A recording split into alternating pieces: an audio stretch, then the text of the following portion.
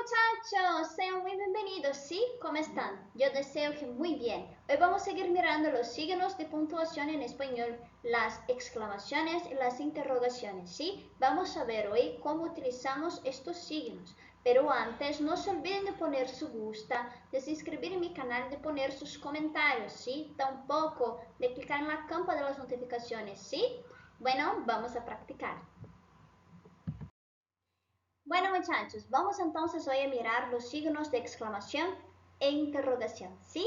Indican la entonación del habla, eso mismo. Cuando exclamamos algo podemos estar sorpresos, admirados, alegres, ¿sí?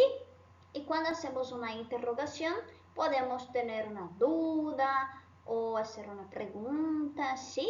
También podemos dar sentimientos con estos signos. Perfecto. Entonces vamos a ver. En español los signos son duplos y deben venir en el inicio y al final de una frase. Eso mismo, ¿sí? Cuando estudiamos español vamos a ver mucho eso, como acá abajo, ¿sí? Esta frase. ¿Qué pasa contigo? ¿Sí? Cuando hacemos una pregunta o cuando exclamamos alguna cosa, ¿qué persona insoportable? ¿Sí? Cuando exclamamos o preguntamos algo, ¿sí? Exclamamos o interrogamos, vamos a ver estos señales, estos signos en el inicio y al final. Perfecto, mira, cuando el signo empieza la frase debe venir invertido. Eso mismo, como ocurre, ¿sí? Como ocurre acá en los ejemplos. Perfecto. Cuando empieza va invertido, ¿sí? Debemos poner con la cabeza abajo, ¿sí? Invertido. Bueno, ¿por qué esto ocurre, no? ¿Por qué en portugués es de una forma, en español es de outra? Bueno, voy a hablar em português, ¿sí? Bom, pessoal, por que esse sinal começa a frase de cabeça para baixo? Por que em espanhol se tem dois sinais? Bom, em português, a colocação desses sinais é um pouco complicada às vezes, porque às vezes nós temos, quem já está fazendo aula de português há muito tempo vai saber, né? E às vezes você tem um texto e você precisa ler esse texto e logo lá embaixo tem uma pergunta. Só que quando você começa a ler em português, como nós só utilizamos no final da frase esses sinais de exclamação ou interrogação, quando nós estamos lendo, muitas vezes, se nós não dermos uma olhada geral no texto antes de ler e formos ler sem ver primeiro, a entonação muitas vezes é dada equivocadamente. Tá? Isso já aconteceu várias vezes comigo em português. Eu não dava uma olhada no texto antes de ler. Quando eu ia ler, eu tinha que voltar tudo porque tinha uma pergunta, uma exclamação e a entonação que eu dava na leitura era outra, tá? Em espanhol, isso foi pensado exatamente para que não acontecesse assim. Ah, eles fizeram essa comparação com o português? Na verdade, não, né? Foi uma análise feita pela Real Academia Espanhola que decidiu colocar esses sinais para facilitar a intenção, né? A entonação, a forma da fala, a intenção é uma pergunta, uma exclamação. Percebam bem, que passa contigo é uma frase curta, certo? Pois é. Mas e se fosse uma frase longa ou um texto e tivesse essas perguntas? Os sinais no início auxiliam a pessoa que está lendo a já dar a entonação. Então, tecnicamente, foi uma boa opção eles terem colocado esse sinal no início, porque já vai logo de cara te dar a intenção, a entonação certa. Tudo bem? E quando nós iniciamos, por que eu devo colocá-lo de cabeça para baixo, né? Invertido? Para que ele não se confunda com o último, né? Com o que vai lá no finalzinho, tá bom? E também para que eu não fique tecnicamente estranho na hora de se escrever. Devo sempre colocar de cabeça para baixo? Pergunta. Sempre. No início, esses sinais sempre começam de cabeça para baixo, de forma invertida, tá bom? Ahora otra cosa. Cuando empezamos una frase sin el signo, ¿sí? La frase debe ser escrita con letra minúscula. ¿Isso ocurre en español? Bom, ocorrer até ocorre. É bem difícil disso acontecer, ainda mais em cursos, na escola. Vai ser bem difícil disso acontecer na verdade, né? Essa explicação que está sendo posta aqui, ó, só para vocês saberem, tá? Esse terceiro tópico aqui.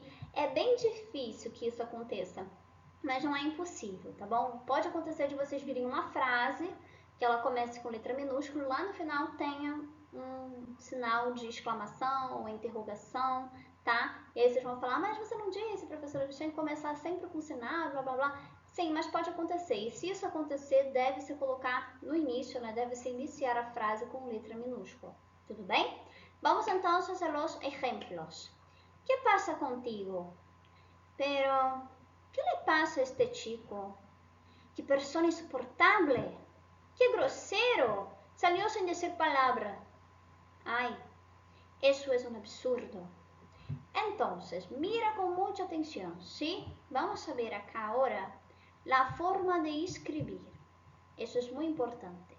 Muchos alumnos, muchas personas tienen duda acá, ¿sí? Esta frase y esta frase. ¿Por qué dudas tienen as pessoas?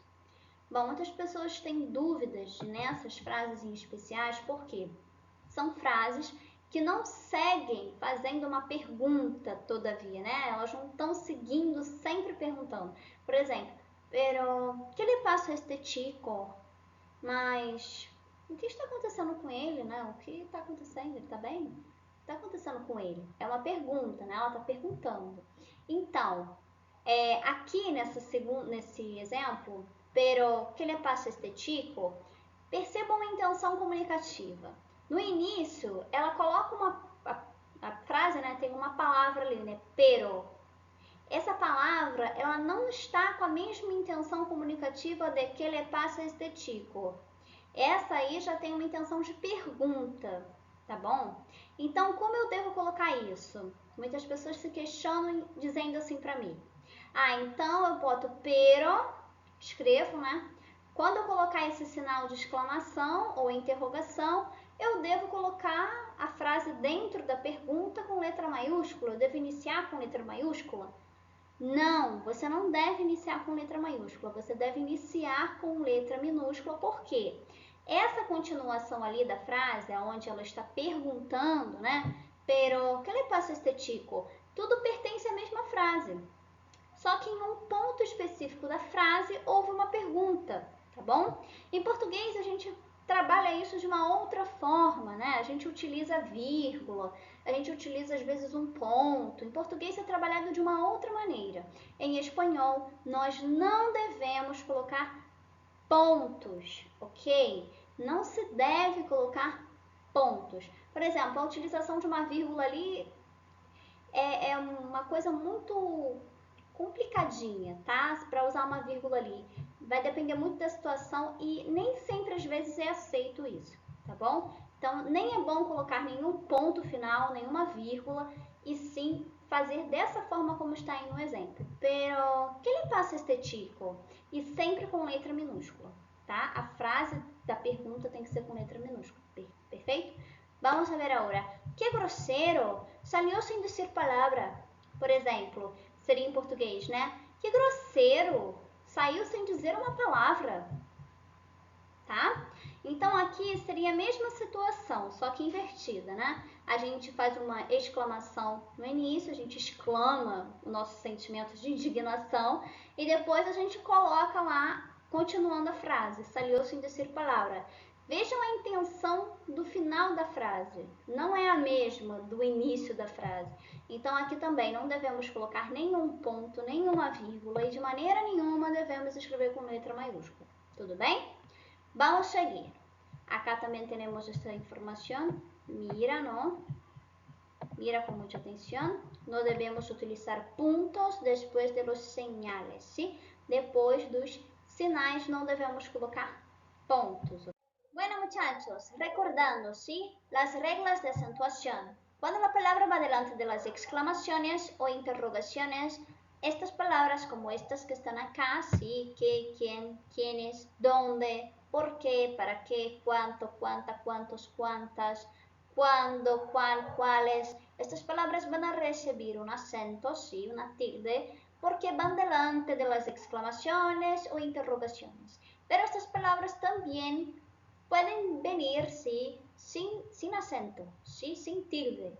Bueno, voy a hablar en portugués, perfecto. Bom, pessoal, nós já falamos sobre isso aqui nesse canal. Vou deixar na descrição do vídeo o vídeo onde nós falamos sobre isso. Essa regra é uma regrinha especial para essas palavras, porque essas palavras podem vir ou não com acento, vai depender da intenção comunicativa que essa palavra está exercendo sobre a frase. Como, por exemplo, que, para perguntar por la razón, la causa.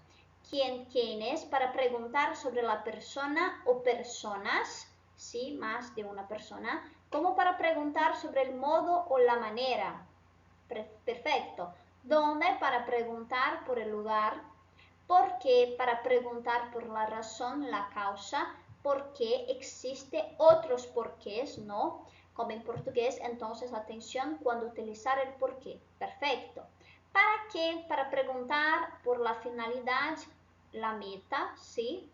¿Cuánto, cuánta, cuántos, cuántas? Para preguntar sobre la cantidad. Conciertan en género y número con el sustantivo al que acompañan, ¿sí? Y cuándo para preguntar sobre el tiempo, cuál es para concretar en un grupo de varios, ¿sí? Entonces, muchachos, estas palabras van a recibir acento porque tienen esta finalidad. Perfecto. Entonces, buenos estudios, dudas, pongo en los comentarios. Besos, hasta luego, chao.